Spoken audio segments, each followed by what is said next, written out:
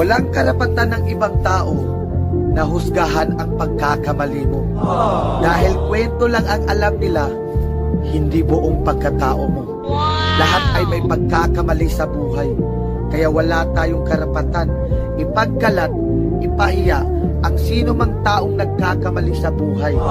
Kaya bago mo punahin, husgahan ang pagkakamali ng iba, tingnan mo muna ang sarili mo sa salamin kung perpekto ka. Lahat tayo madumi. Walang taong perpekto. Pero marami nga lang piling malinis. Kaya lagi yung tatandaan, walang taong perpekto. Lahat ay nagkakamali, nadadapa. Pero pwedeng magbago at gumawa ng tama.